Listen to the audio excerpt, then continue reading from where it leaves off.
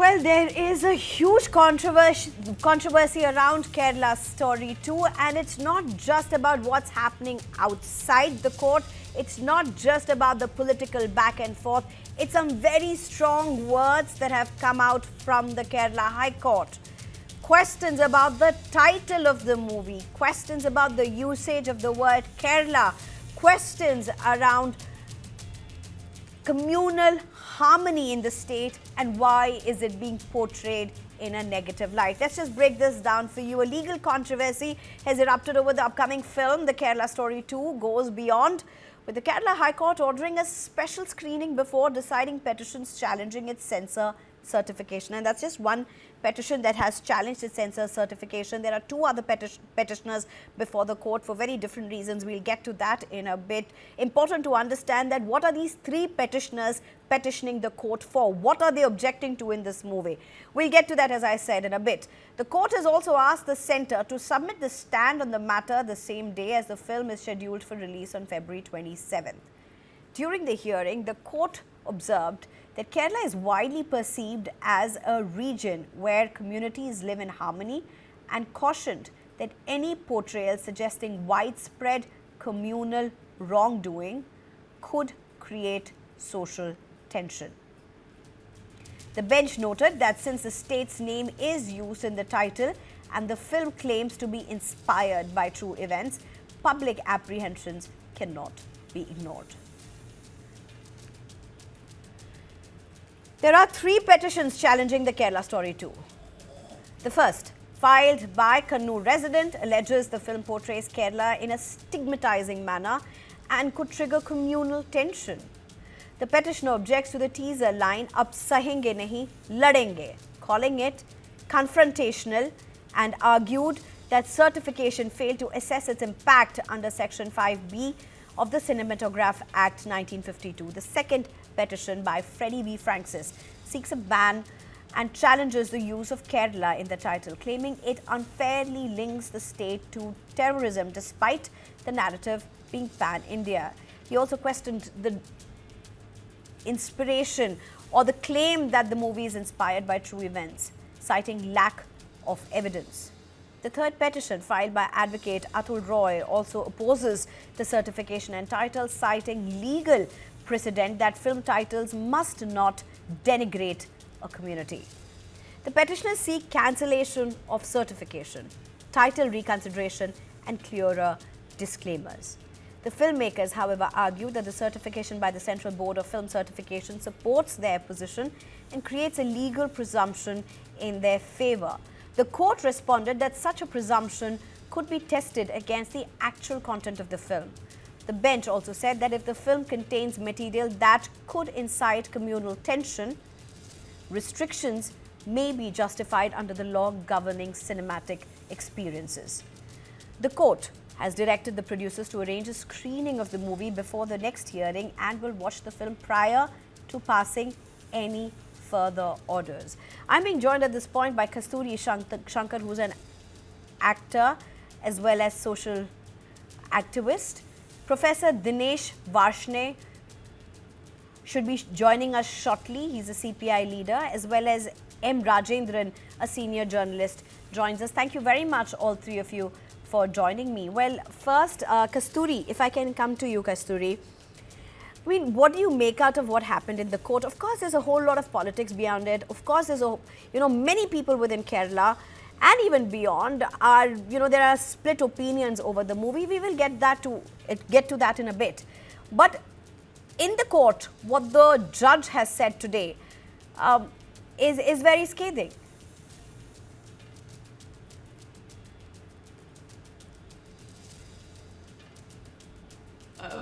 Because of all the controversy surrounding the movie and the unprecedented attention that the movie is garnering prior to its release, Judge Kurian Thomas is justified. He's raised the valid points of it should not be. The movie should not in any way violate a state's dignity, and it should not be in conflict with harmony.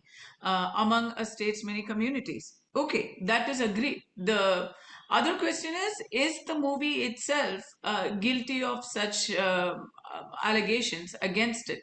I can, even the word Kerala, um, including the Chief Minister, Mr. Pinarayi Vijayan, a lot of people have taken up cudgels against the name Kerala in the against pointing out to this Kerala state in the movie's title. The movie itself is a Hindi movie, but it says it's a Kerala story, and it does not purport to be a work of fiction. It's not a work of fiction. It clearly states that it's based on true incidents. So this is why this is a big issue, because now is Kerala a hotbed for love jihad? Is the Muslim community in Kerala going to be stereotyped as a conversionist, inhuman community? I think no. I think that it takes it. The movie raises the question of something that is a reality in India today. Nobody can say. I Kasturi, don't think anybody can one of the say things lovely that while you're talking about this, one of the things that the judge points out in this case in the court, and it's important to mention at this point, that the filmmakers say that this is a pan-India phenomena. This is happening in Rajasthan, this is happening in several states, and they mentioned the states in the movie as well, and they've mentioned it before the court. So why Kerala story too? M. Rajendran, would you like to respond to this? How is this being perceived in the sense of what's come out from the court? Because the court's questions seem to be very direct, questions that many have also been asking outside the court. Yeah, so there is a clear reflection of what's happening. The court's, observation is a clear reflection of what's happening in the country, in various parts of the country. Whether it is Uttarakhand, where a northeast boy gets killed for his features, or whether it is the states which the Honorable Court of Kerala has mentioned, Rajasthan and Madhya Pradesh, where the film is also, portrays those things. It's more of I would say, an attempt to create a hype before a movie, which normally everybody does, but not at the cost of uh, creating a communal harmony, or a possible communal harmony. And So let me ask you this. Let me ask you this question, Rajendran. Let me ask you this question, sir.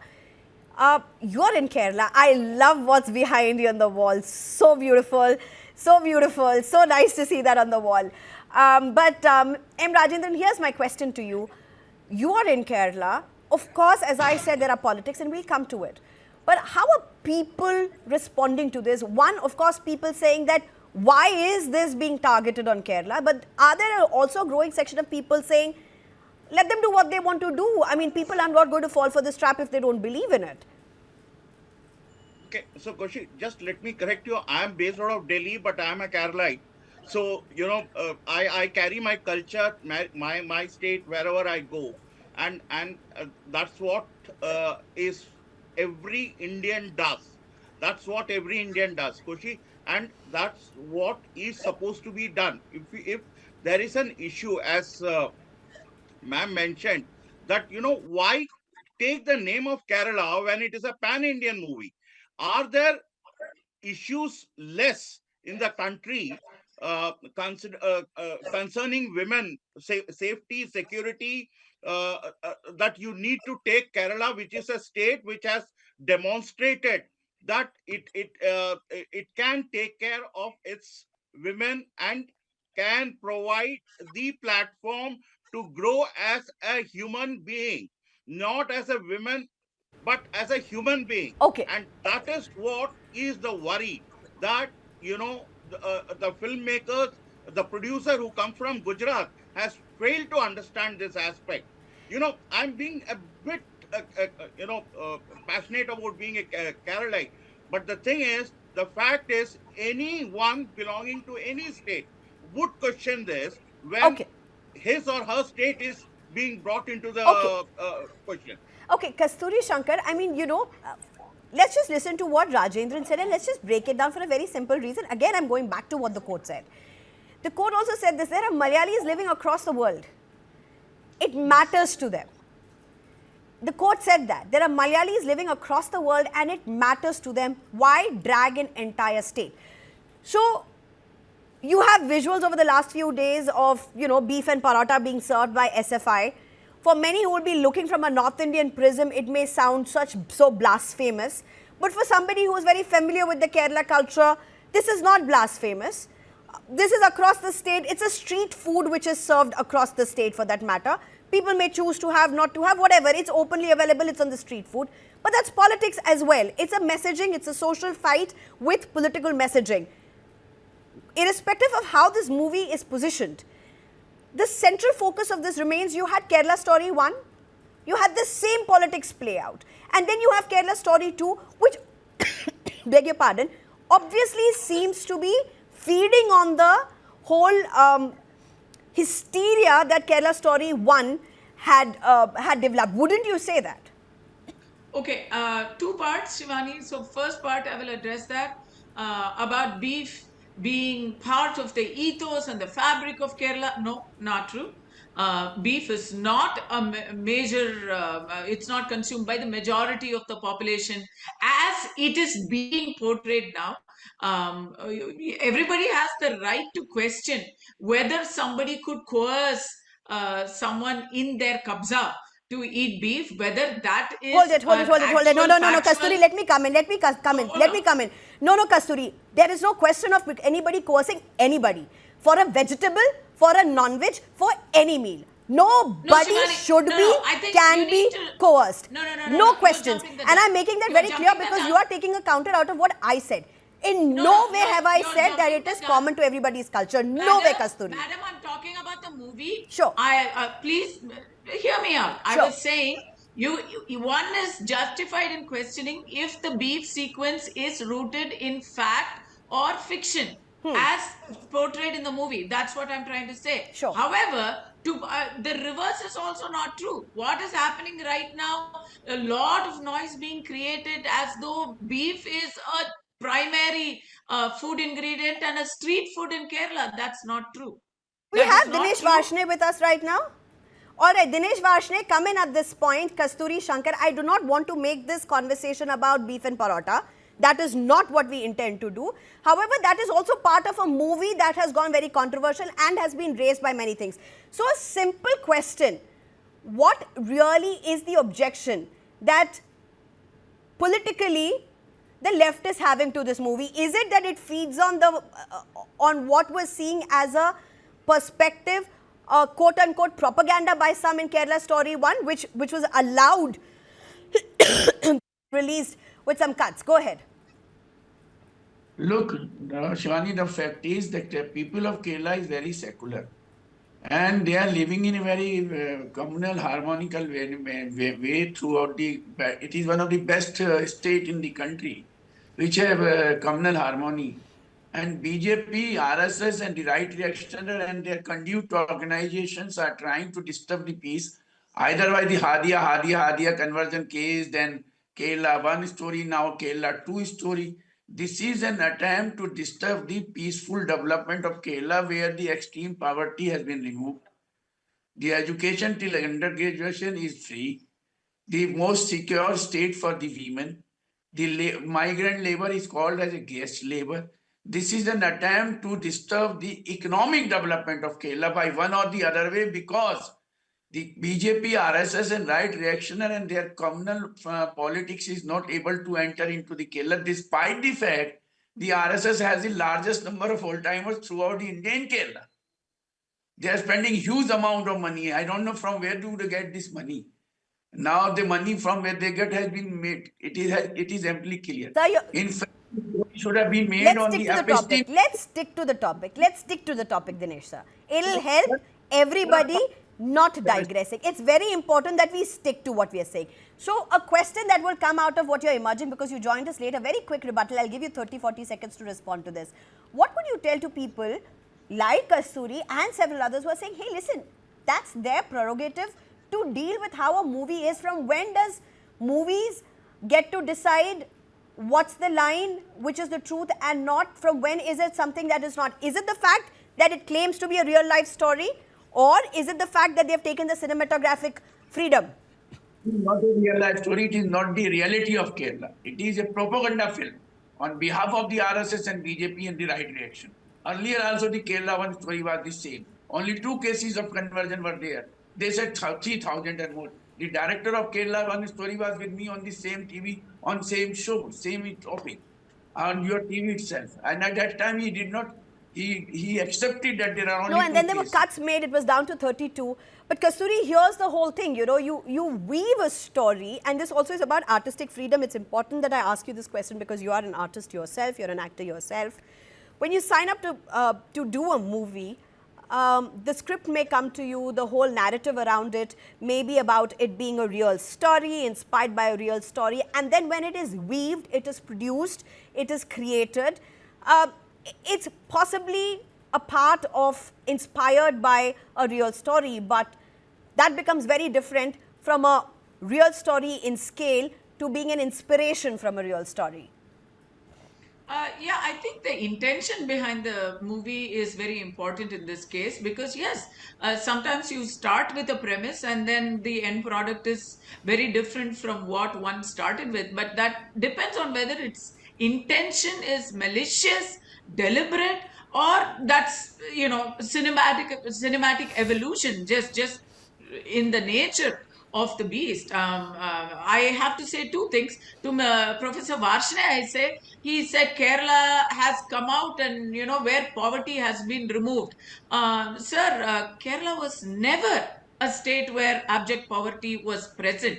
It was never on the scale of states like in the Bimaru region, because in Kerala, everybody had access to basic food, basic water from even before pre-independence times. I just need to put that in perspective here, because as a CPI affiliate, he seems to think that you have somehow rescued the people of Kerala. That is not true historically, politically, and economically. Number one. Number two, we are talking about Kerala, Kerala, Kerala. How many movies have been made in India? How many web series? Mirzapur, Bombay, with the background of the Bombay riots, Mumbai riots, Delhi 6, gangs of Vasepur. I can name any number of movies with a location, a geographical title, right? Which have nothing to do with the place except for a background setup. So when these movies have all passed muster, it becomes as from a legal point of view, it's a sticky wicket. If you go to court and say this represents all of Kerala, no, it is a story that happened in Kerala. It is not the story of Kerala. You know, So it's sticky going to wicket be or a not, sticky wicket in Kasturi, court. is something that we'll have to see. Maybe this is the very grounds on which court goes ahead, because even though the petitioner did go to the court on that grounds, the court has actually taken that up very seriously and said they want to watch the movie before they give a decision on that. So that's going to be very interesting. But Varshne, respond. 30 seconds before I go to M. Rajendran. You see, she is wrong. The story is wrong. I'm telling you.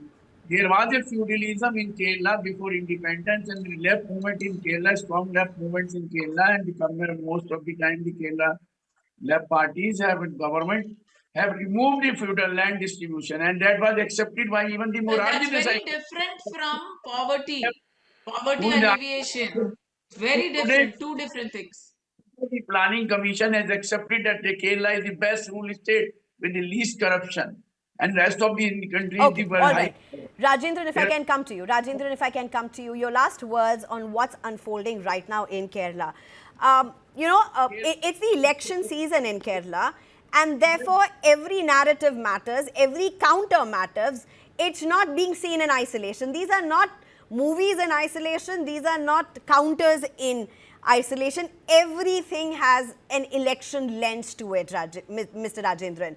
And that's possibly very important to understand in a very politically volatile state like Kerala. How much of this really reflects in a voter's mindset for a state like Kerala? Absolutely, it will be an issue. I mean, it does come up in the minds of a Keralite who is going to vote. But Kushi, one thing I just the Vipul Shah, the person who is producing this movie, has said in statement as well as in the court that he is relying on the true events and court cases. Now, if one were to believe that you derive creativity from true events and